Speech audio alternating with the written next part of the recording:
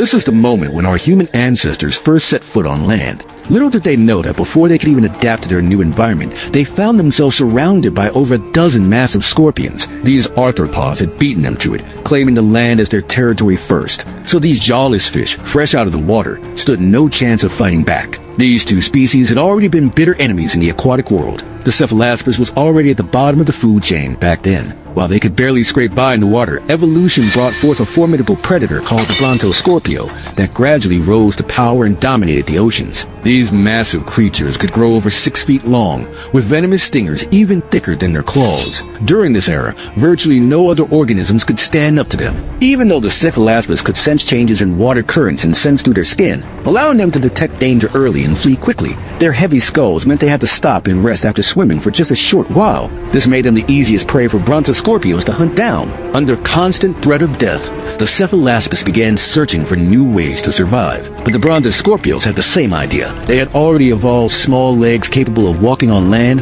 hard shells that could withstand intense UV radiation, and most importantly, they had gradually developed lungs. While not as complex as human lungs, these organs could already deliver oxygen from the air into their bloodstream. This combination of features allowed the scorpions to spend extended periods on shore, while it took the Cephalaspis tens of thousands more years to gradually adapt to brief ventures onto land. Since laying eggs on the ocean floor was far too dangerous, the Cephalaspis chose to head for small ponds near the shoreline. Even just a few yards of distance was enough to block most oceanic predators from attacking. They would use clumsy, wriggling motions to squeeze into these ponds, hoping to safely lay their eggs there. However, when they tried to return to the sea, Brontoscorpios quickly surrounded them from all sides. Their powerful claws and highly venomous stingers could easily pierce through the Cephalaspis' vulnerable bodies. Fortunately, the Cephalaspis had numbers on their side. While the scorpions were absorbed in their feeding frenzy, quite a few survivors managed to escape back to the ocean. But the Brontoscorpios weren't without their weaknesses. They couldn't escape the common problem shared by all arthropods, the need to periodically molt their shells. This scorpion was now trapped by its hard old shell. Since the external shell doesn't grow along with the body, they have to cyclically shed their old shells and grow new ones. This process was extremely long and left them vulnerable. During this time, all the surviving Cephalaspis had safely returned to the ocean. Carrying memories of their brief time on land, they would guide their offspring to continue attempting to make landfall.